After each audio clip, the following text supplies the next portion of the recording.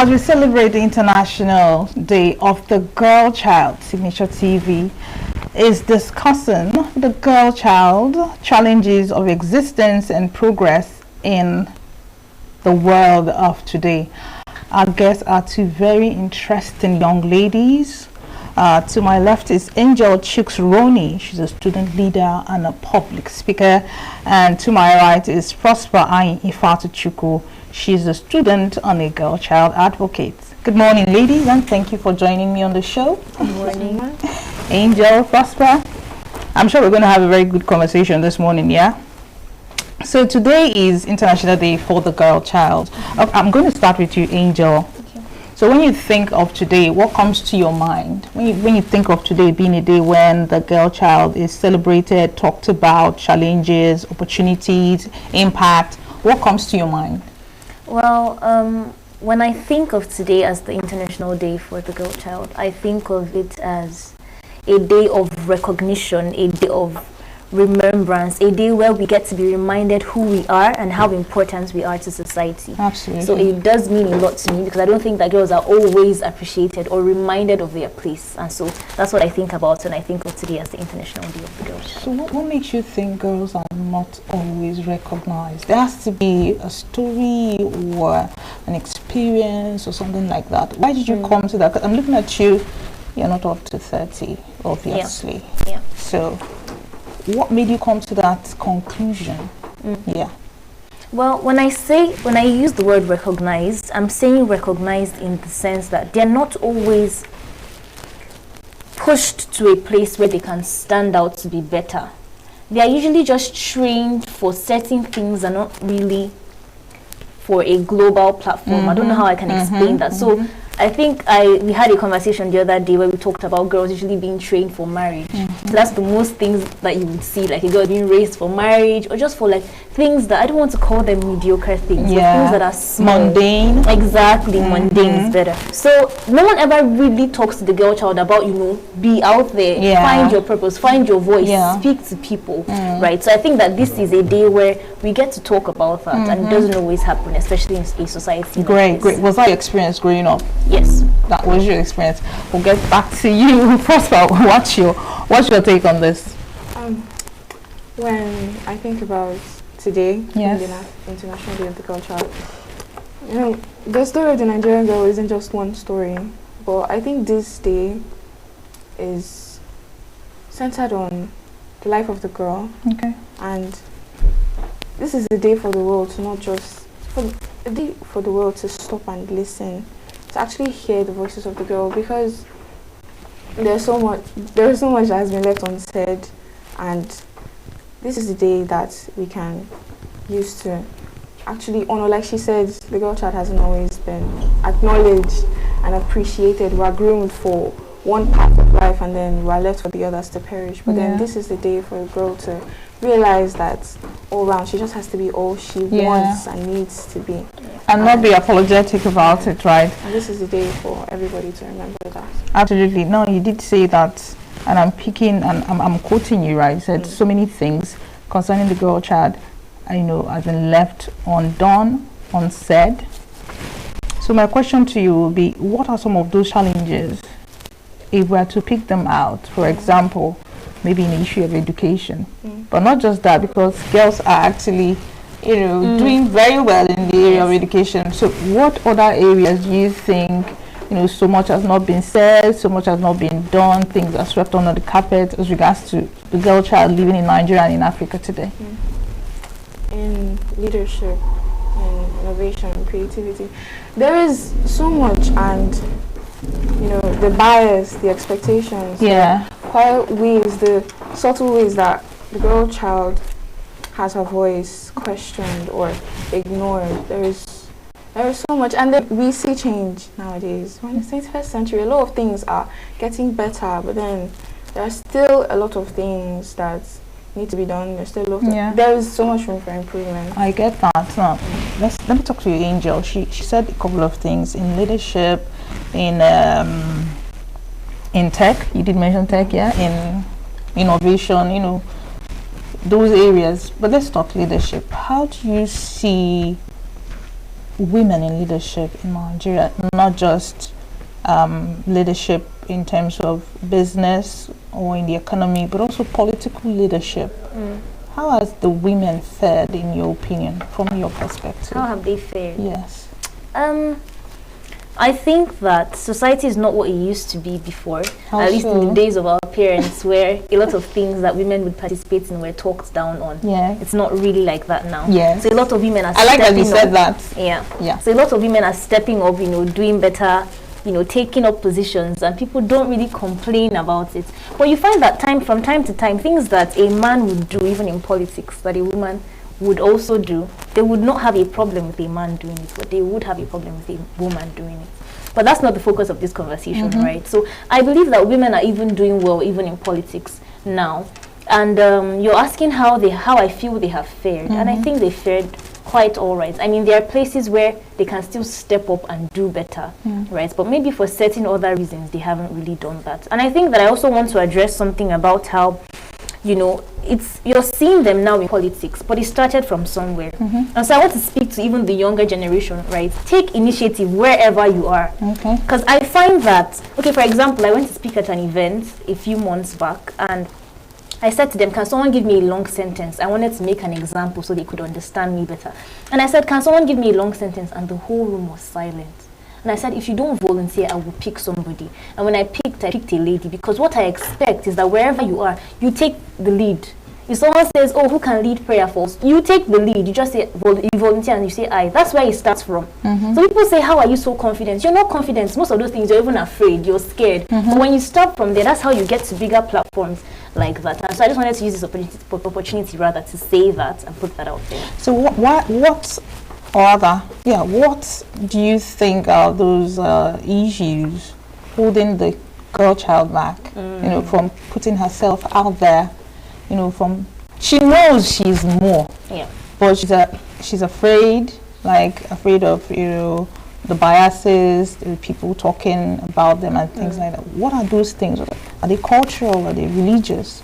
In your little walk, not so little though, but in your walk so far and in your dealings with other women, other ladies like you, what are those things that are, holding them back from, stepping up, that you probably had to overcome to step up, which is why they view you as confident? What are those barriers?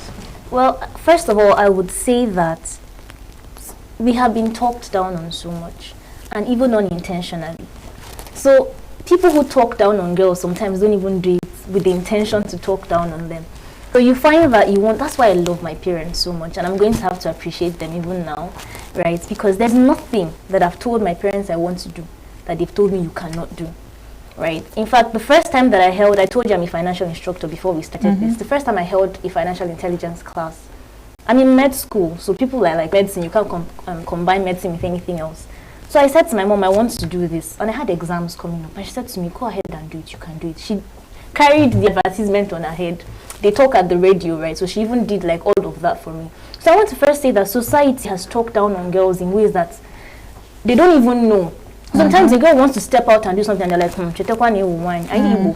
So they're like reminding you that you're a lady, as if that's something that you should hold on to and not achieve your dream. So subconsciously, girls have taken that on, right? And then it makes them to not even want to do anything. Sometimes you find that a lady says something like, oh, she wants to start a business. Oh, after school, she wants to do her master's. Oh, this, and they're telling her, time is going, won't you marry? So subconsciously, they are conditioning the minds of girls. So I'm saying that if you're going to be confident, if you're going to achieve the things you want, you have to an extent, you have to be stubborn. Yeah. When they tell you can't, tell yourself I can. And when you do, the same people who told you can't will congratulate you. And so that's something. Absolutely. So, Papa, over to you now. Now, it's needless to say that there are cultural issues that hold ladies down, but the fact that there are issues doesn't mean that women should just crawl under a cave and resign to fate. What would be your advice, to your generation, to any woman listening to you, to take up their, carry themselves, pull up their bootstraps and do what they need to do? What would be your advice?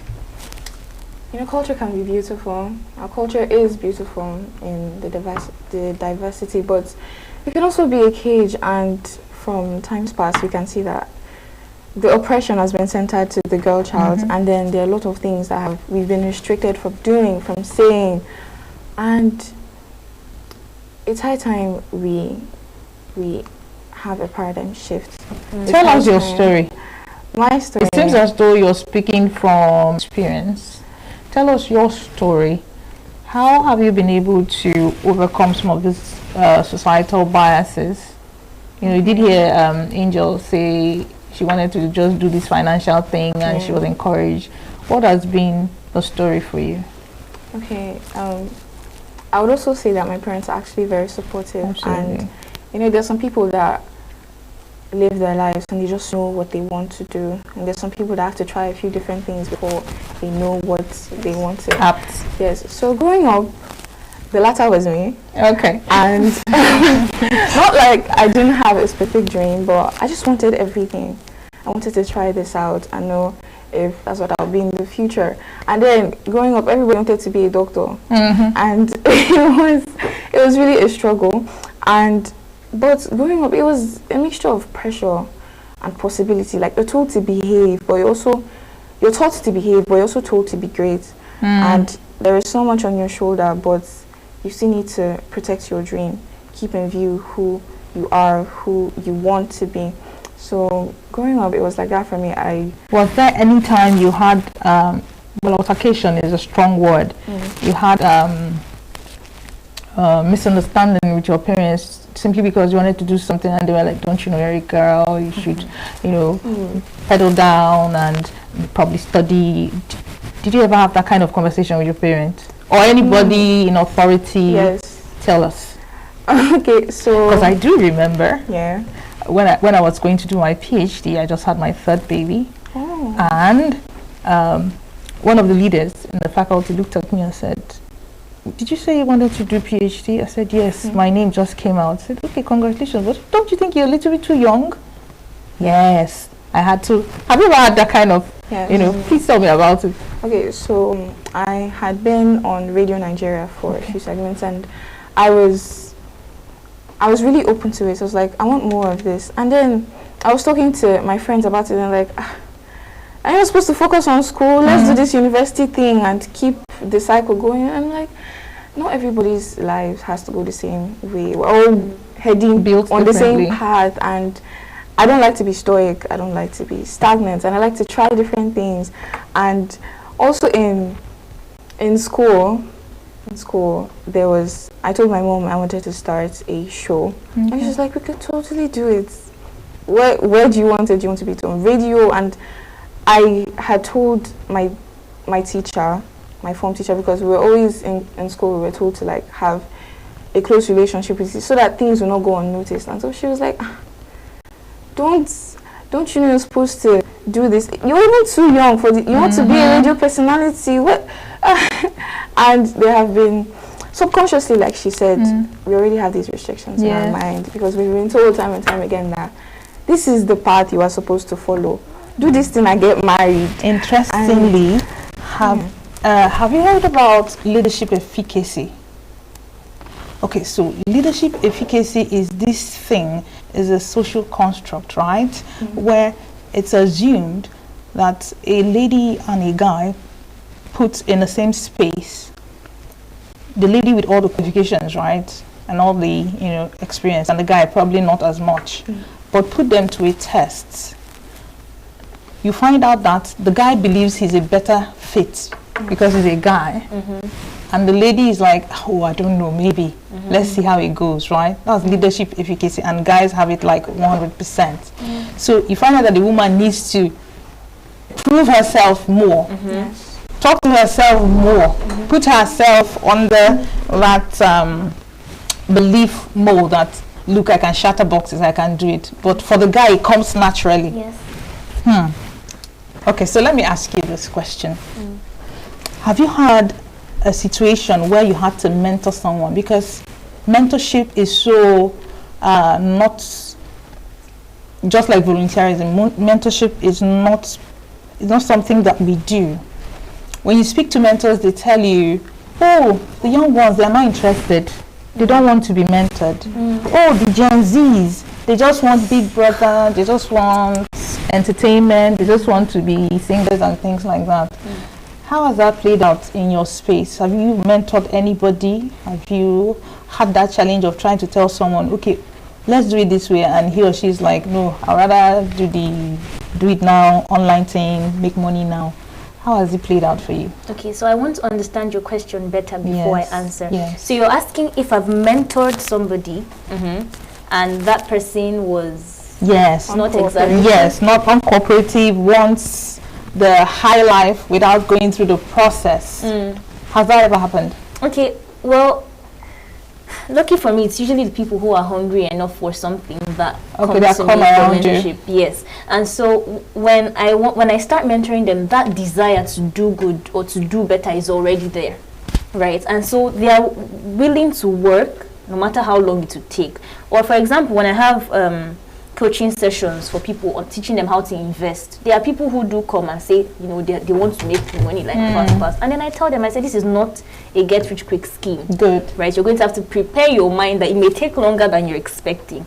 So, well, in situations like that, yes, but in mentorship, no, I don't think I've ever mentored anyone who just wants it fast. Let's talk about other challenges that the girl child, goes through in, of course, our space: gender-based violence and sexual harassment. You're already shaking your head. Please tell us about it. Tell us about it. So, well, I do believe that a lot of things that girls do are sexualized, even when she's not, trying aware of it. Exactly. Sometimes she's not even trying to be sexualized, because sometimes people say that a girl is presenting herself in a way that people can, see her in that, perceive her in that exactly, light. but not really, not all the time. I mean, girls don't always put themselves out there to be like that, and so I think that that's one thing, and I think that even it comes so much from the men that you find a lady do something and they sexualize it, right? And so I think that it's even harder these days for women to speak up, because now they say something about how, something random happens with a man, no one really talks about it, and then something tiny, in quotes, happens with a lady, and then people are addressing it, in regards to her body, and then you see the men, maybe it's a video on social media, you see the men, and then you're seeing comments like, but if he was a guy now, you people would not say anything and things like that. And so I think that the girl child and just being sexualized, honestly, we find it in a lot of situations. But do you think there's a way that women are contributing to this whole narrative? For example, in the way they dress, in the way they present themselves on social media, in the way they tear down one another, because it's said that women are their own worst enemies. Do you think there are ways women are contributing to this narrative, and what's the way forward? There are definitely ways women are contributing, and there is on the positive and the negative side, because now with the knowledge that 21st century has allowed us to amass, a lot of women are becoming more audacious, like you mentioned, in their dressing. A lot of people are really breaking the limits and crossing the boundaries, but then it all boils down to what they really want. Do you want equity or equality? If a man acts unruly, you need to act unruly too. Let it be equal, or that everybody has the right to decorum. Everybody just needs to. So yes, there are definitely contributions from the women folk. Yes. Okay, but our time is gradually, is actually up. What will be your message, Angel, to that lady listening to you right now? What would be your message, given that today is International, Girl Child's Day? What's that message of hope in a few minutes? Okay, I'm just going to say to every girl child who's watching me, and this is the message that I preach to every girl child that I meet: you're made for something more. That's right. I promise you. That's right. If you look deep, there is something you can do to make your life. Don't ever let anybody tell you you're ordinary. I always say it. I say it even to my friends that I'm not ordinary. Right? Sometimes when I'm even on the road and I'm seeing, people, I just look at them and I'm like, how can you let your life I know that some people are victims of circumstance. Yeah. But I'm like, why can't you stand up and decide I want better for myself? Right? And so there's no right time. If you're watching me and you've had something in mind, you're asking yourself, should I do it, should I not do it? And waiting for the right time. There's no right time. Because the right time isn't a moment, it's a decision. So take the decision that you're going to do this thing from today, right? And then be the change that you want to see. That's right. That's what I'm going to say. That's right. Be the change you want to see. Yeah. Prosper, what's your advice and final parting shots? Okay, so on the International Day of the Girl Child, to every girl listening, watching me, you're not a mistake, and just as you said, you're made for so much more. You have to stand up and do what you ought to do, even in systems that are not fair to you, even in spaces that weren't built for you. You need to do what you need to do. You need to be audacious and don't be unruly. It's equity we want, Yes, that's right. not equality. So you need to strive to be the best you can be. And the change we all keep talking about on the International Day of the Girl Child today, even in this moment, we should know that the change we're all talking about starts with the girl who refuses to stop dreaming. That's right. Just as she said, keep doing. Know that you're not ordinary. Know it. Let everybody around you know and strive. Do what needs to be done to make that a reality. Absolutely, absolutely. If you're listening to us, I'm sure that you're already pumped up for something great. So go out there, do it. Don't forget, be audacious. It's not just about boldness to do things that are unruly or things that are unworthy, but it's you being persistent, it's you being humble, being disciplined, is you being having integrity. So go out, be somebody, because you are indeed someone. Thank you so much, Angel. Thank you, Prosper, for your time on the show. Don't go anywhere. New Day continues after now with more quality content. Stay with us.